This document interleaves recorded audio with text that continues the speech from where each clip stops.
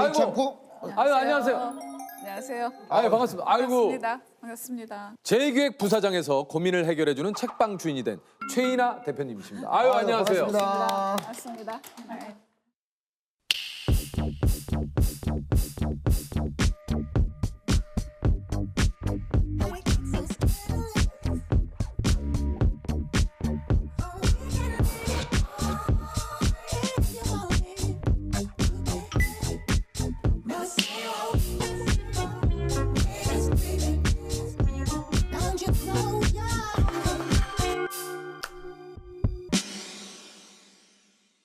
책방을 열기 전에는 어떤 일을 좀 하셨는지.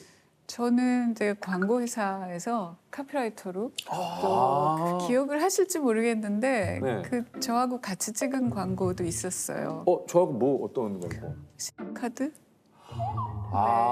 그거를 하셨을 네. 때 계셨구나. 저 아시죠? 제가 조금 해봤잖아요. 네, 그러세요. 이게 제2기획에는 언제 입사를 하신 겁니까? 84년에? 와, 뭐야. 카피라이터라고 좀 이렇게 얘기를 하셨지만 이제 이런 단어 자체도 조금 이렇게 생소한 때 아닙니까? 모를 때였어요. 아니 무엇보다 왜 광고 회사에 이렇게 입사를 하시게 됐는지 궁금해요. 그거는 뭐 30 몇 년 전이니까요. 그때는 대기업에서 여성을 뽑는다는 기회 자체가 굉장히 드물 때였거든요. 그리고 제가 하고 싶었던 일은 좀 다른 게 있었어요. 기자가 하고 싶어서 기자 일을. 마지막 면접까지 갔다가 이제 떨어지고 그래서 어떡하지? 이러고 있는데 어느 날 기획이라고 하는 회사에서 광고 회사에서 이제 모집 공고를 낸 거예요. 쓸 신문에서 본 거죠. 근데 보니까 여자도 뽑는다. 그래서 이게 무슨 일인가 봤더니 카피라이터인데 무슨 일인지는 잘 모르겠어. 그런데 끝에 라이터가 붙어 있으니까 이건 내가 뭐 그래도 좀 할 것 같아. 카피라이터를 하고 연말에 다시 기자 시험을 봐야지. 이제 그런 생각으로 이렇게 시험을 쳤는데 붙었어요. 네. 그런데 이제 이 일을 해보니까 어렵기는 한데 조금씩 재미가 붙기 시작을 했어요. 아 그래요. 그러면서 그거는 포기하고 카피라이터를 계속 해보자 이제 이렇게 된 거죠. 재미가 느껴졌던 그 포인트들이 좀 있습니까? 예전에 제가 모셨던 팀장님이 항상 그런 얘기를 하셨어요. 우리는 잃어버린 것도 없이 항상 뭘 찾는 사람들이야. 그게 뭐냐면 이제 아이디어를 찾는 거죠. 예를 들면 어느 커피 광고가 왔다. 그랬을 때 이 커피의 브랜드 인지도를 어떻게 뭐 높일 거냐, 또 매출을 어떻게 일으킬 거냐, 또 이미지를 어떻게 더 젊게 만들 거냐, 이제 이런 항상 도전 과제들이 있잖아요. 그러면 어떤 아이디어로 이거를 돌파를 하지? 그러니까 항상 이제 뭔가를 아이디어를 찾고 그렇게 이렇게 하면 될까, 이렇게 하면 될까 막 이러다가 어느 순간 이거야.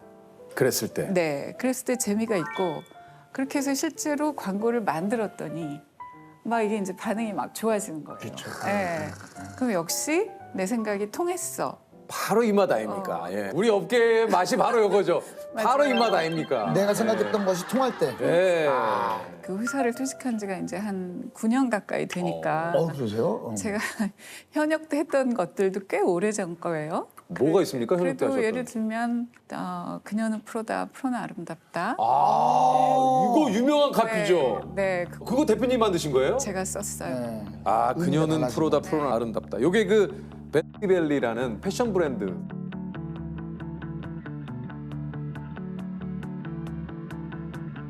그 당시에는 일하는 여자 자체가 많지 그 않았고 당시 시대적 맞아요. 배경이. 예. 그러다 보니까 일하는 여자들을 뭐라 그랬냐면 사무실의 꽃이야 너는. 그리고 그 당시에 그 여자들을 묘사하는 광고를 보면 사랑받겠어요 뭐 이런 류였어요. 맞아요.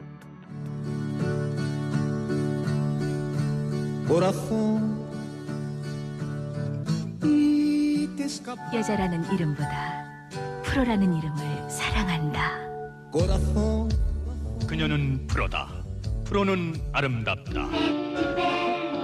사실 그게 제 얘기예요. 제가 입사해서 막 이렇게 쌓였던 거를 거기다 이제 다 풀어놓은 건데요. 대학에서는 이제 배울 때 여자와 남자는 같아 이렇게 배웠는데 막상 사회에 나가 보니까 같지 않았던 거예요. 뭐 월급도 차이가 났고 또 진급도 똑같이 안 해주고 이제 뭐 그러던 시절이에요. 그러니까 학교에서는 그 같아 이 얘기가 실은 같아야 해 하는 당위였고 이게 현실과 당위는 같지 않구나. 이제 이런 거를 하루하루 익혀가는. 근데 그때는 그게 저희 회사만 그런 게 아니라 대한민국 사회가 다 그럴 때니까요. 그러니까요. 그러니까 한창 자의식이 막 이러던 이제 24살 뭐 이 아가씨가 이거 봐라 이제 이렇게 된 거예요. 그때부터 저는 생각을 한 거죠. 그러면 나는 여기 그냥 알았습니다 이렇게 할 거냐 아니면 그만둘 거냐. 그런데 바깥을 둘러봐도 다 비슷한 거예요. 그리고 저는 그때 이제 일자리가 필요하니까 이제 저의 결론은 평범한 얘기로 하면 일을 잘하자. 근데 그거를 조금 더 파고드니까 나는 말하자면 프로가 돼야 되겠어. 그때 제가 생각했던 프로라는 개념은 어떤 일을 할 적에 나를 필요로 할 만한 능력을 갖춘 사람. 그게 프로인 것 같아. 그러면 내가 지금 프로페셔널이라고 하는 그 화두를 붙들고 이제 하루하루를 견디고 일을 했어요. 야, 그걸 한 단어에 그 몇 가지 그 문장으로 이 다른 카피들도 또 기가 막힌 게 그래요? 많아요. 이거 대표님이 하셨구나. 당신의 능력을 보여주세요. 예. 히딩크 감독님. 네. 히딩크, 당신의 능력을 보여주세요. 이렇게. 요것도 야 이거 히트 쳤잖아요. 2002년에. 그랬죠. 히딩크, 우리에게 당신의 능력을 보여주세요. 이게 그러니까 갑자기 떠오르는 경우도 있지만 이때 하루 일과가 거의 뭐 엄청났다고 얘기 들었거든요. 한동안은 제가 이렇게 누워서 앉았어요. 그럼요. 책상 위에서 이렇게 엎드려서 졸다가 쓰다가 생각하다가 뭐 잠깐 눈 붙이고 또 출근하고. 왜냐하면 자 내일까지 이 아이디어들을 가지고 다시 회의합시다 이제 이러고 헤어진단 말이에요. 그럼 내일까지 내가 이거 아이디어를 못 내면 어떡하지? 이게 이제 걱정되고 불안하니까 누워서 자면 이거 아침까지 자면 안 되잖아. 그러니까 이제 책상에 쪼그리고 앉아서 쓰다가 뭐 잠깐 졸다가 이제 이런 세월이 길었죠. 조직 속에 몇 안 되는 여자로 일을 한다는 것이 이게 소수민족 같은 거구나. 이제 그런 거니까 내가 뭘 잘 못하면 그냥 최아무개가 못했어로 끝나는 게 아니고 여자들은 다 저래 이렇게 되니까 더 조심스러워지는 거고 못하면 금방 표가 나고 정말로 잘해야 되는 거고 그러니까 뭐 막 이렇게 동동거리고 산 거죠. 네. 입사해서 16년 만에 상무, 전무, 부사장. 야, 이거는 정말 직장 내에서 할 수 있는 거의 모든 것들을 다 하신 거 아닙니까? 아니 그 좀 임원으로 처음 승진했을 때 좀 기분이 좀 어떠셨는지. 뭐 물론 기분이 좋았는데 아싸 내가 임원이 됐어. 뭐 내가 잘했나 봐 역시.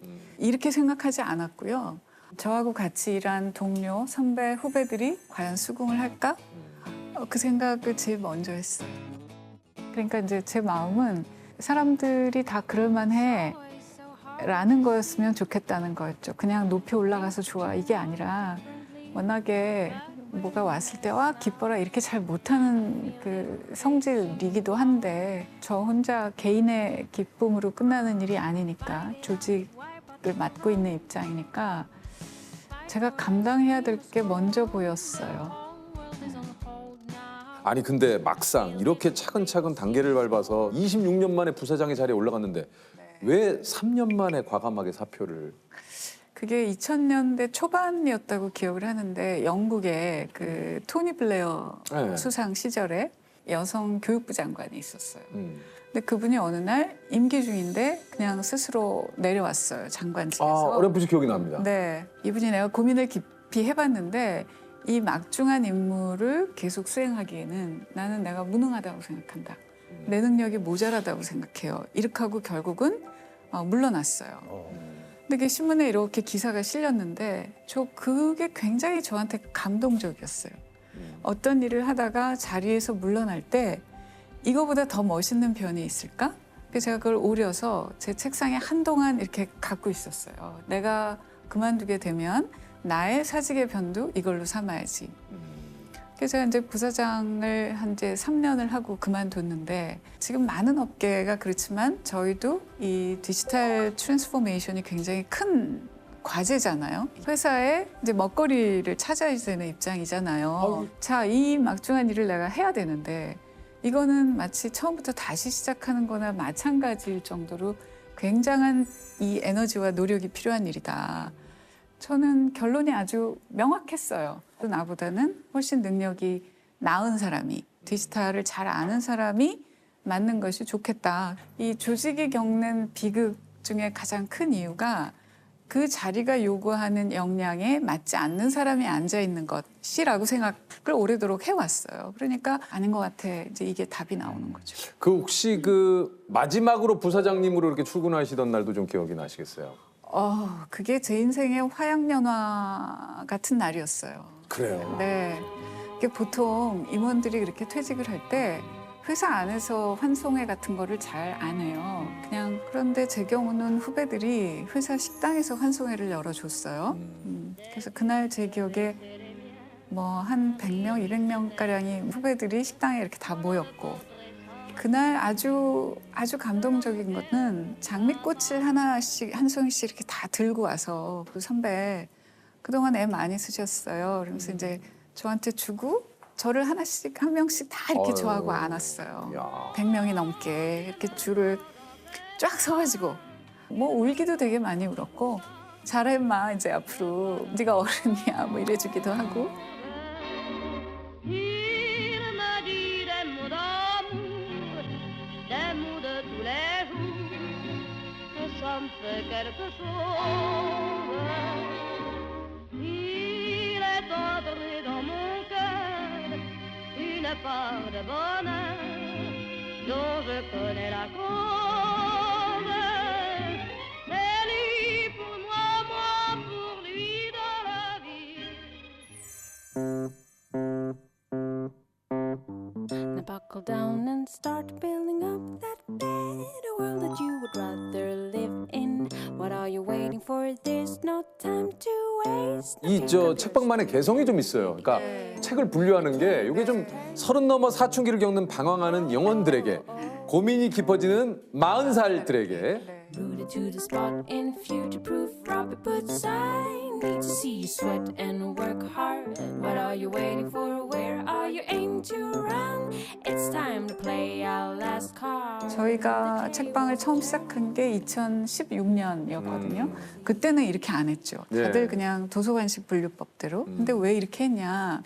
가만히 보니까 점점 사람들이 책을 안 읽어요. 맞아요. 유튜브만 보고 있어요. 그리고 책을 사는 분들도 온라인 서점에서 산단 많이 사죠. 말이에요. 예. 그거 어떡하지? 사람들이 책을 안 읽어. 안 읽으니까 몰라. 모르니까 무관심해. 무관심하니까 책이 있어도 안 쳐다봐. 그러면 이거를 고리를 끊어야지 되겠는데 어디가 출발점이지? 라고 생각하다가 제가 발견한 해법이 그러면 사람들의 고민과 문제, 도전에서부터 출발을 하자. 그러니까 예를 들면 내가 그리스인 조르바에 대해서 관심이 없을 수도 있고 모를 수도 있지만 만약에 책의 분류의 주제어가 30 넘어 사춘기를 겪는 방황하는 영혼들이라고 이렇게 써있는데 이거 내 문제인데? 내가 지금 취업도 됐는데 근데 이 일을 해야 돼 말아야 돼라고 지금 막 고민이 돼서 나 지금 사춘기인가? 이러고 있는 분이라면 이게 당길 거 아니에요. 당기죠. 그러니까 책을 꺼내보겠죠. 근데 책을 꺼내봤더니 책만 있는 게 아니에요. 뭐가 하나 뭐가 또 있습니까? 있어요. 책 안에 이제 일명 북카드라고 그래서 그 책을 먼저 읽은 분들이 그 책을 추천한 북카드예요. 예를 들면 그리스인 조르바를 추천한 어떤 분이 과연 이렇게 사는 게 맞나? 내가 이게 자유인인가? 이런 고민을 하고 있을 때 조르바를 보고 굉장히 위로가 됐다든지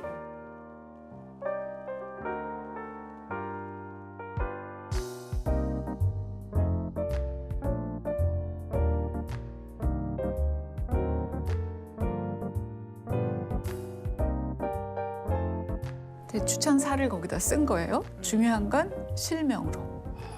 나는 뭐 어디에서 어떤 일을 하는 누구다라고까지 써주세요라고 제가 다 숙제를 막 앵긴 거예요.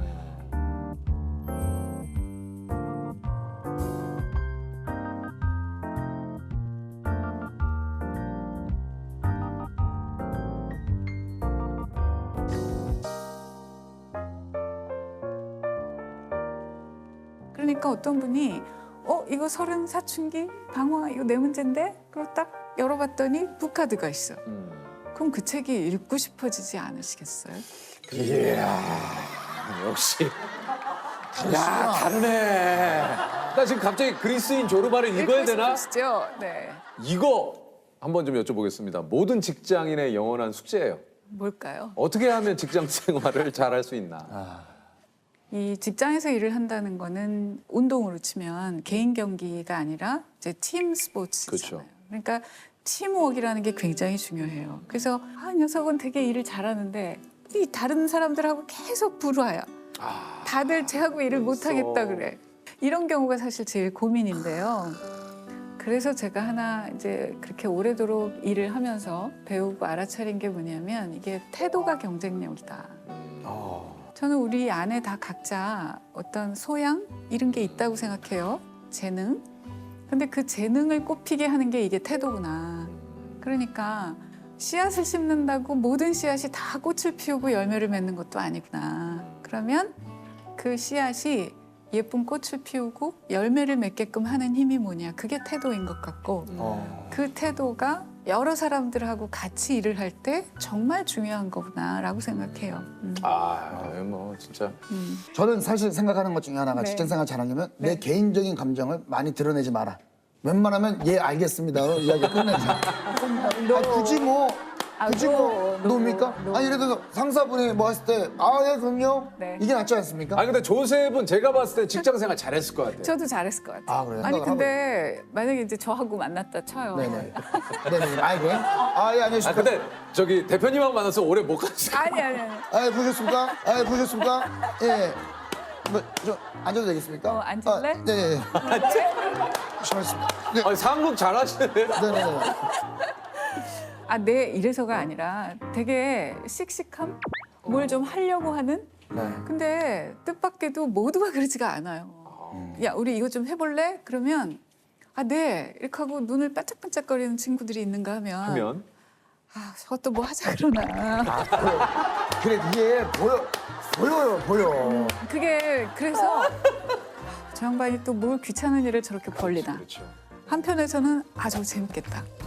새로운 게 뭐가 괜찮은 게 나오겠다. 그러면 누구랑 일하겠어요. 그렇죠. 그건 뭐 뻔하잖아요. 뻔한 거죠. 근데 반짝반짝 할 것 같은. 저는 저 어렸을 때 별명이 초록이었습니다. 지금도 처럼. 네, 진짜 예전에 저 신인 때 초롱이요. 신인 때 그리고 약간 좀 들이대는. 어떻게 보면 약간 그 저돌적이에요. 맞아요. 네. 그 적극적인 사람이 이뻐요. 아무래도 좀 그럴 수밖에 없어. 네. 그래서 제가 직장 생활하면 나는 못했을 것 같다니. 난 그렇게 적극적인 성격이 아니거든요. 근데 주어진 거는 또 확실하게 주어진 건 하죠. 네. 근데 이렇게 뭐 할래 그러면 조셉처럼 너무 좋은데요? 이런 스타일에 예. 뭐 한번 해보겠습니다. 뭐 약간 이런 스타일. 그런데 이제 윗사람이 그냥 되는 게 아니고 눈이 밝아요. 그러니까 그렇다고 다 이런 친구만 쓰는 건 아니고. 맡겨 주십시오. 네. 제가 해내겠습니다. 지켜보는 거예요. 얘가 이렇게 큰 소리를 쳤는데 과연 그렇게 끝까지 하는지. 이 친구는 선뜻 막 이렇게 쉽게 하진 않는데 일단 하겠다고 하는 거는 굉장히 책임감 있게 꼭 하더라. 그걸 다 이렇게 보고 있는 거예요. 그래서 지금 대표님이 막 직장인분들 고민 같은 거 들을 때 네. 이해 같지가 않으시고. 그렇죠. 저도 겪었던 일이고 겪을 땐 잘 모르잖아요. 이게 막 진행 중일 때는. 근데 지나놓고 보니까 이게 이런 거였는데. You think they don't need piles of prescriptions to function naturally. Well, look again and you might catch it.